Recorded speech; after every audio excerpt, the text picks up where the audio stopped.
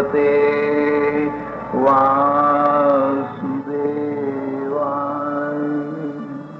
ओम भगवते वासुदेवाय। ओम नमो भगवते अपना आंगन भूख के बिना भोजन और भजन के बिना जीवन बेकार हो जाता है।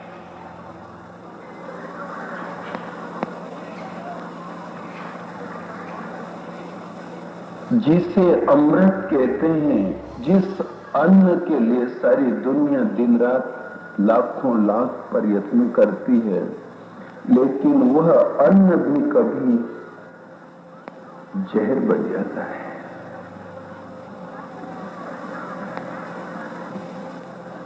जिस जीवन को 84 लाख योनि में बहुत श्रेष्ठ मानते हैं और जिसे कंचन काया कहते हैं, लेकिन उस कंचन काया की भी वही दशा हो जाती है भजन के बिना जो भूख के बिना भोजन की हुआ करती है।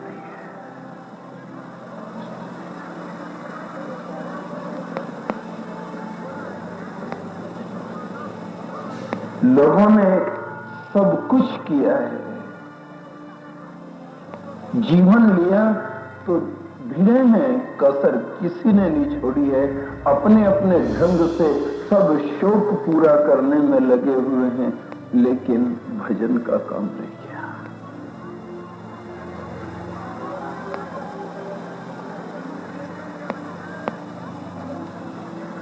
कल आपसे कहा था कि थोड़ा सा भी यदि आप अपनी लाइन बदल लो तो अमृत तो बढ़ रहा है, भजन का तो अवसर सामने है, अमृत की नदी बह रही है, ज्ञान गंगा बह रही है, लेकिन लोग उस और मुख नहीं करें।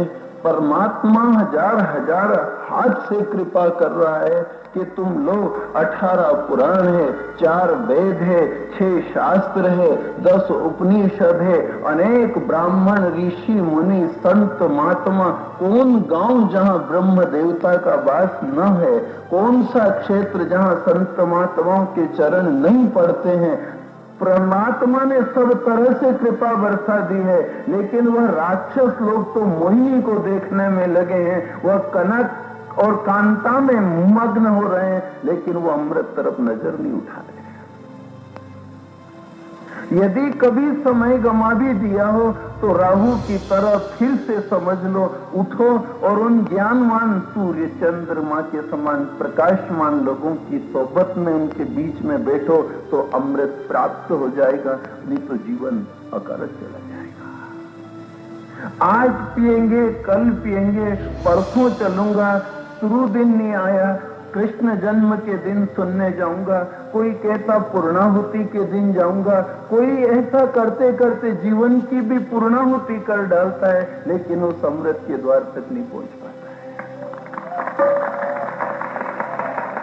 ऐसे ही पूर्ण हो जाता है जीवन, टालता रहता है। सोमवार को देखूंगा, आज बाजार का दिन है, आज मेहमान है, ए टाला टूली दिन गया ने ब्याज बढ़ता जाए। मत टाल, साहूकार कह रहा है तू जमा करा दे, दिवाली का करार था, होली आ गई है, तू जमा करा दे, दीपावली पे जगमगाट जवानी चढ़ी, तू अभी भजन कर ले, होली आने वाली है, झाल उठने वाली है, अब फिर क्या जमा कराएगा। ताला टूली दिन गया रे ब्याज बढ़ता जाए, न ब्याज पटे न मूल घटे रे मोए नींद नहीं आए। चल रहा है साहूकार के साथ भी टाला टूली, और साहूकार के साथ कभी चलती रहती है आफतकाल, तो टाला टूली भी कर सकते हो, लेकिन भगवान के नाम पे क्या टाला टूली करो। वो परमात्मा हमारे नाम पे आंसू गिराता है कि टाला टूली दिन गया रे, पाप बढ़ता जाए, ना हरि भजो न धन बचो, यो जीवन अकारत जाए। इधर ब्याज बढ़े, उधर पाप बढ़ता जा रहा। तू थोड़ा विचार कर रहे, समय चला जा रहा है। यहाँ अमृत पीने का मौका था, वह अमृत भी नहीं पिया और मोहिनी के चक्कर में पड़े। मोहिनी कभी रुक जाती तो उनको नहीं अखड़ता, लेकिन देखते देखते मोहिनी गायब हो गई। ना वह कलश दिखा, ना वह मोहिनी दिखी, ना तो हमें माया दिखी, ना हमें राम दिखा। दोनों हाथ खाली और विदा हो गए। चिल्ला रहे हैं अब राक्षस, रो रहे हैं चारों तरफ से। हाहाकार हल्ला सुना तो स्वाभाविक के लोग इकट्ठा हो रहे हैं कि भाई इधर हल्ला क्यों, ये इधर आवाज काहे की आ रही है, ये इधर कौन रो रहा है। देखिए वहां समुद्र के किनारे भारी भीड़ लगी हुई है। और जब पूछा गया कि हल्ला काहे करने की, कुछ हल्ला नहीं है, तो क्या हो गया दादा, रो क्यों रहे हो। ए बीत गए दिन भजन बिगाड़े,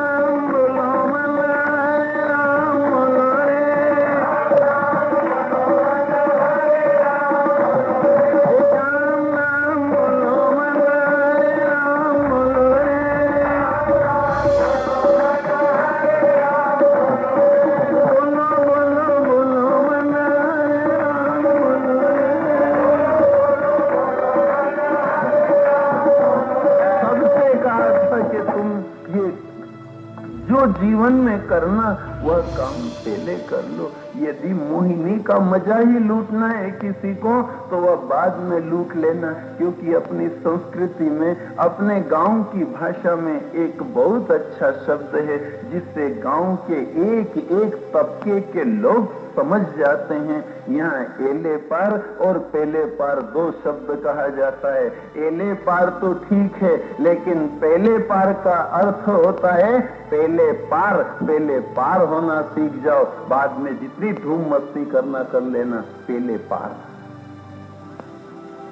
जो काम पहले करना वो पहले करो। अरे घर में भोजन बने तो पहले मेहमान को जिमा दो, घर के लोग बाद में निपट लेना। सारे घर के लोग पंगत लगा के बैठ जाओगे और एक दो चार पामना रह गया तो बात की धज्जी उड़ जाएगी कि नहीं। कोई भी जिमाए तो यही कहता है नहीं, पहला पामना तो पहला पार। इसलिए एले पार और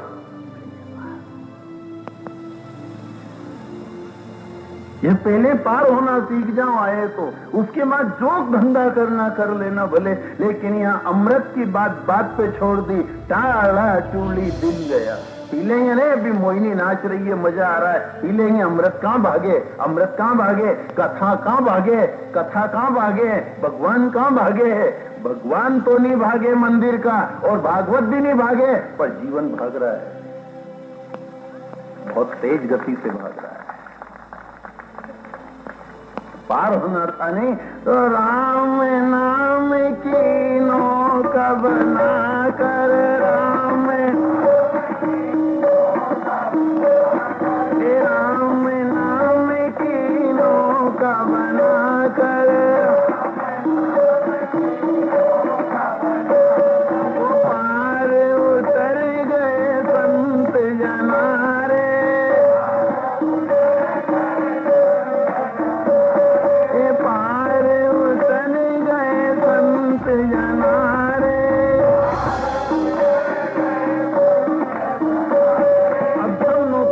बना करके उतर रहे हैं और ये राक्षस देख रहे हैं कि देवता तो अमृत पी के सब स्वर्ग जा रहे हैं, अपनी अपनी पत्नी अपना परिवार सहित धूम धड़ाके से, और यहाँ सब समुद्र के किनारे रो रहे हैं।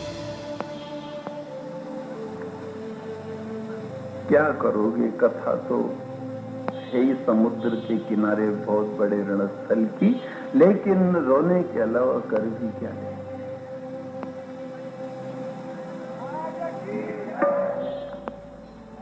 क्या हाथ रहा लोगों को जीवन गंवाने के बाद? उनके पास ताकत क्या, सिवाय रोने के क्या करते हैं मरने के बाद? अच्छे अच्छे लाड़ साहब को भी वही धंधा करना पड़ता है, और कुछ हो जाओ तो कहीं कोई से बदला लो, पूरा करें, उससे कौन पूरा करे?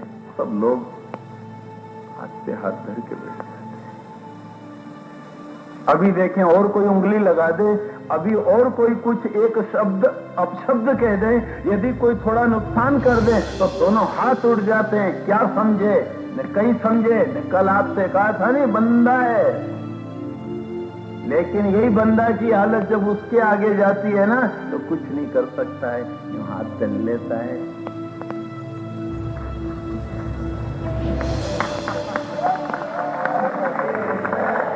अब हाथ उठे देखा, ये न्यू न्यू हो देखा, सब्जी भी देखो आंगन भरा हुआ है, मेहमान आए हुए हैं, और जिनके मुंह तरफ देखो नेकी क्यों, हाथ ऊंचे क्यों नहीं करो, हंसो क्यों नहीं? तुम्हारे मुंह की मुस्कान कहां गई? तुम्हारी वो जवानी कहां गई? कहां नहीं गई दादा? बीत गए दिन भजन बिहारे,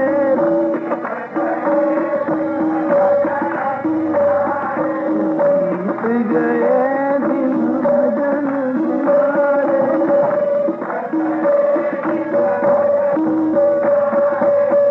और दुनिया के अंदर एक क्रिया सबके यहाँ आई।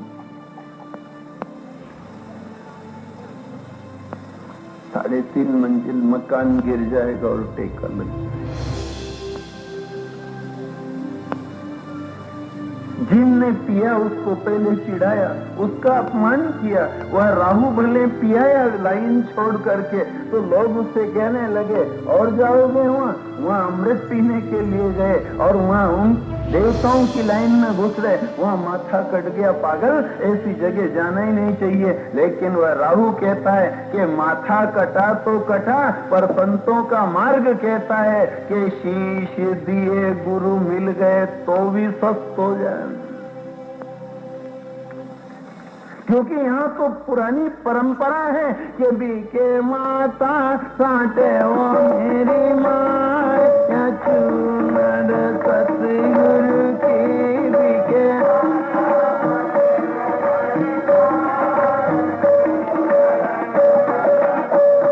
बीके माता साटे मेरी माँ, चूनर सतगुरु की बीके।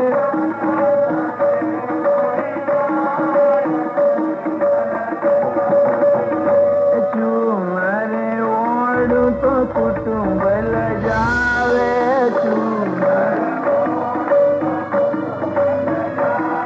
या चूनर ओढ़ू तो कुटुंब ल जावे चूनर,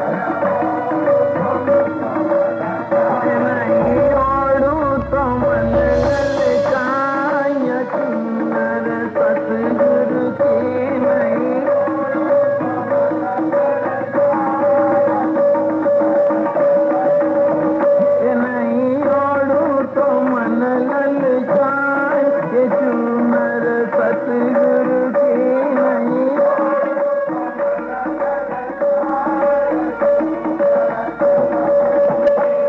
के माथा साटे मेरी माँ, ये चूनर सतगुरु की बिके।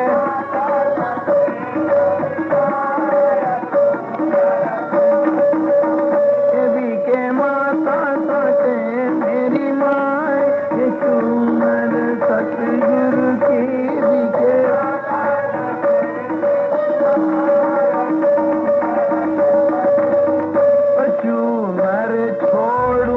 सतगुरु लागे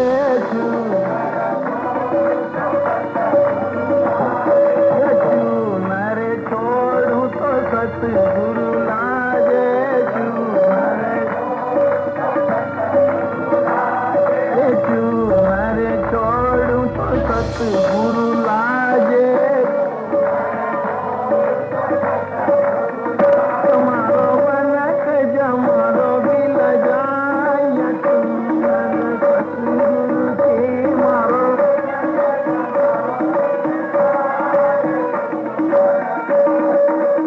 तुम्हारो बनक जमारो बिल जाय चुनर सतगुरु के मारो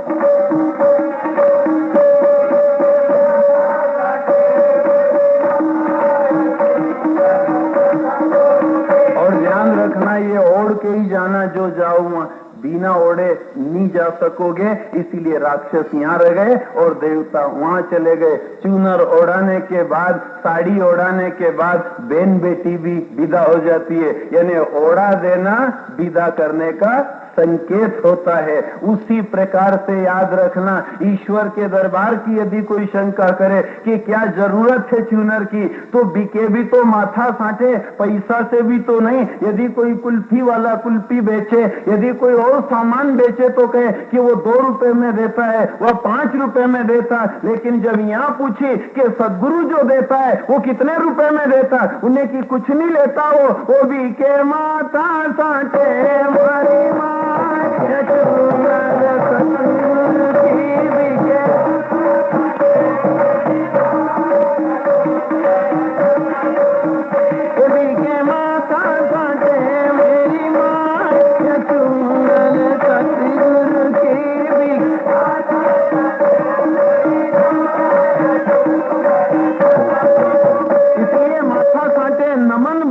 जगत में और नहीं नमे सो नीच। नमन हमेशा रखना, नमन से दुआएं मिलेगी और वो दुआओं की चूनर आपको मोक्ष के द्वार पर ले जाएगी, बाकी कोई ले जाएगा।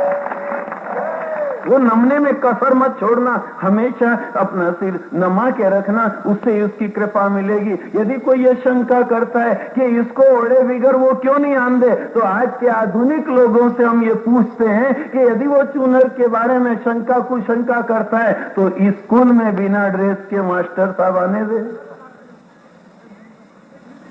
आपने पहला हफ्ता में नहीं सिलाई तो दूसरे हफ्ते की कहते हैं, और उसने आदेश दे दिया यदि इस महीने में नहीं सिलाई है तो क्लास में नहीं बैठने दूंगा, 15 अगस्त तक तो तुमको जरूरी सिला लेना है, नहीं तो उन्हें कह दिया नाम काट दिया जाएगा। वो घर पे रोज माँ बाप को परेशान करें, माँ साहब ने ड्रेस की है, वो ड्रेस बिना नहीं आन दे। वो लेकिन क्या जरूरत है ड्रेस की, कपड़ा पहनना है ना, नंगा तो नहीं जा रहा है ना, कपड़ा पहन के जा। पर उन्हें की वो सफेद नहीं, वो काला नहीं, उनको तो जो रंग चाहिए और उनके स्कूल का जो ड्रेस निश्चित है वही पहन के जाओ तो क्लास में बैठने दे। इसलिए परमात्मा के द्वार की भी एक चूनर निश्चित है, उसे ओढ़ के जाओगे तो ही द्वार पे आने देगा, ये तो नहीं आने देगा।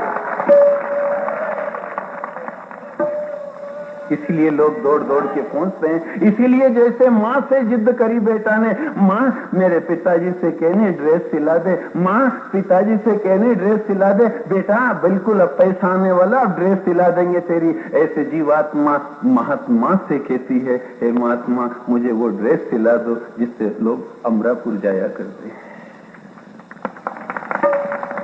जिससे पहन के मीरा और गोपियां पहुंची। क्या आप मुझे वो पहना दोगे? ने कि हो। उस ड्रेस में कौन सा कलर चाहिएगा? ने कलर और कुछ नहीं है, उसमें ओमकार और निराकार साकार हमारी चुनर में, ओमकार और साकार हमारी, ओमकार और निराकार साकार हमारी चुनर में, ओमकार और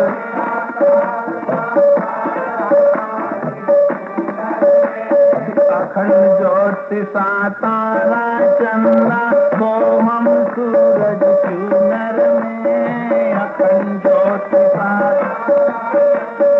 को हम सूरज, फिर सत्य नाम से पल्ला भर दो ऐसी रंगो गुरुदेव चुनर मेरी, ऐसी रंगो गुरुदेव, ऐसी रंगो,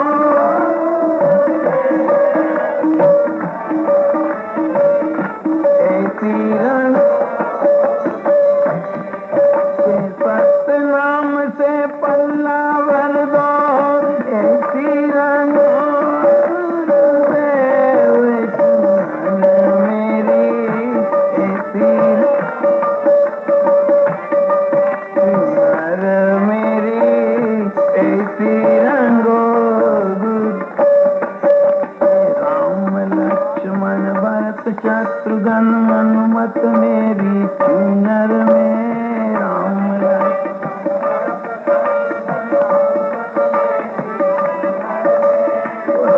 लक्ष्मण भरत शत्रुघ्न हनुमत मेरी चुनर में,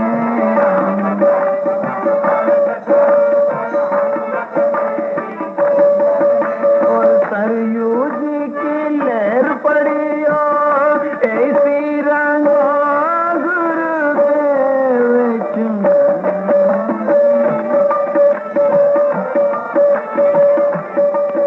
ऐसी रंगो,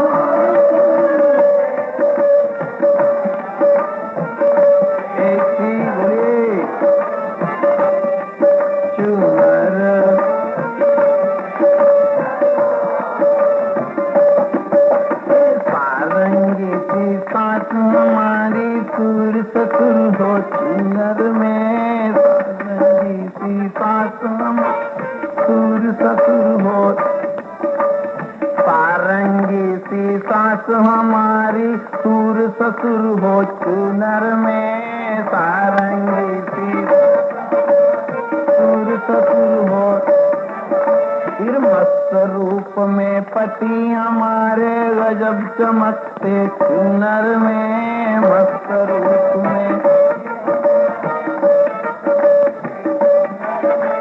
मस्त रूप में पति हमारे गजब चमकते चुनर में, मस्त रूप में,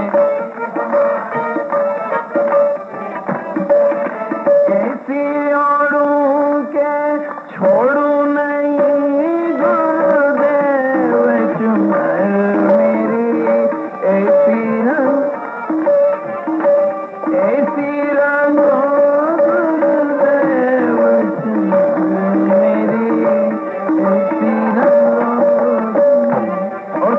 यह आ गई कि ऐसा रंगाती फिरे, भागती फिरे, दौड़ती फिरे, वह स्कूल की ड्रेस के लिए जैसा बच्चा रोज रिसाए कि ड्रेस नहीं सिलाओ तो बंदे को स्कूल भी नहीं जाना, आज से मैं स्कूल नहीं जाऊंगा, बस ऐसी की ऐसी दौड़ है। हे परमात्मा कैसे जाऊं, कैसे उस द्वार की बात करूं जब तक नहीं रंग दे कोई सदगुरु उस भक्ति के रंग में, सब दौड़ते फिरे, धक्के खाते फिरे, लटकते फिरे, धूल खाते फिरे, बेचारे चरणों में लौटते दौड़ते फिरे। और पूछने लगा एक दिन गुरु भी कि ऐसी जरूरत क्या पड़ गई है इतनी जल्दी की? ये इस चूनर को ओढ़ गुरु जी अपने पिया घर जाऊंगी।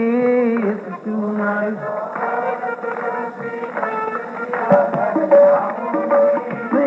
चूनर को ओढ़ गुरु जी अपने पिया घर जाऊंगी। अपने पिया घर अखंड सुहागन बनूं मैं ऐसी वापस फिर नहीं आऊंगी। अखंड वापस फिर नित नित करूं आँखी से वचन मेरे ऐसी रंगो गुरु ऐसी रंगो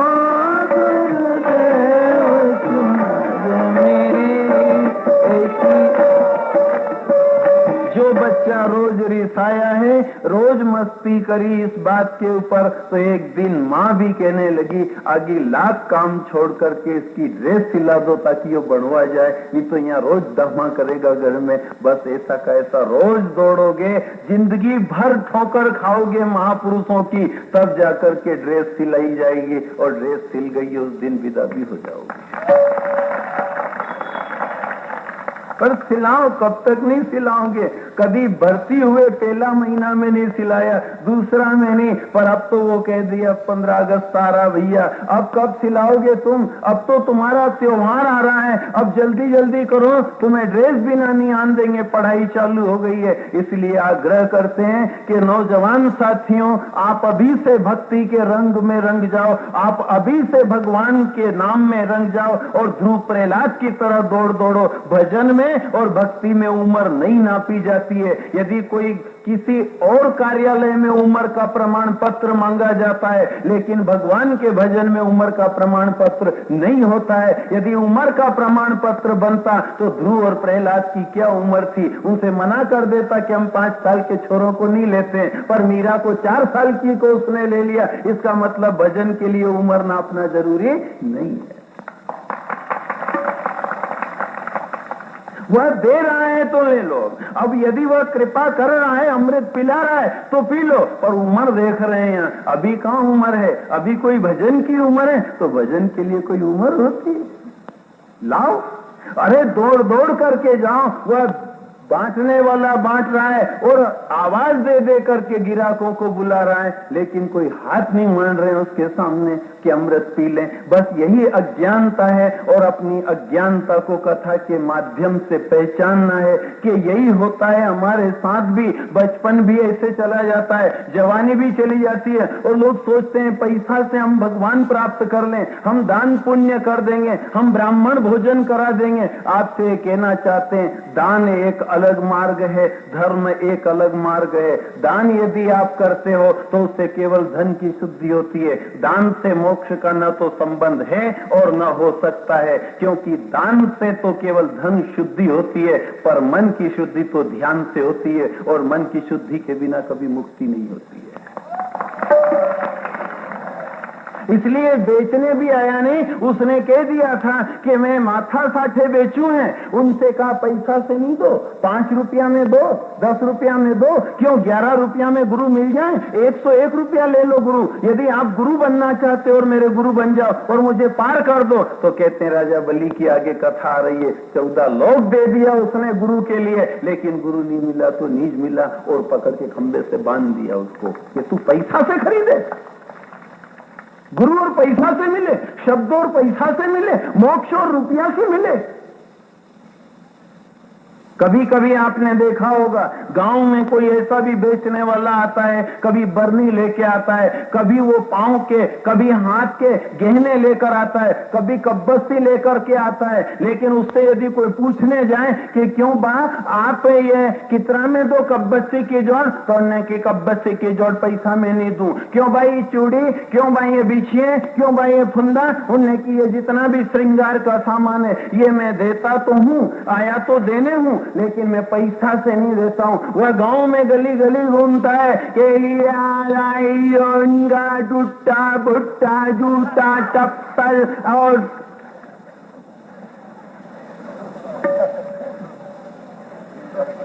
उनके पास पहुंचे कि दादा आप पैसा से क्यों नहीं दो? उन्हें कि पैसा से नहीं दूं, हूं तो टूटा फुट्टा जूता चप्पल इयरिंग टाथा बनिंग कांटे कब्बत।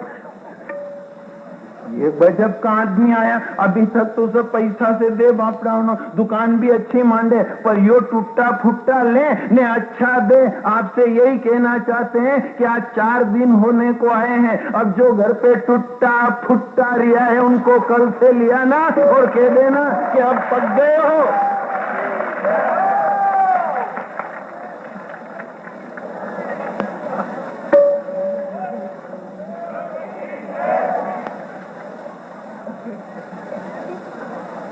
भले आपको नहीं जचे तो बाद में मत बुलाना, परंतु एक बात जरूर है कि यह लेने का काम है। आज हमारे सामने समय है, हम इस गादी पर बैठ करके उस सत्य को नहीं दबा सकते।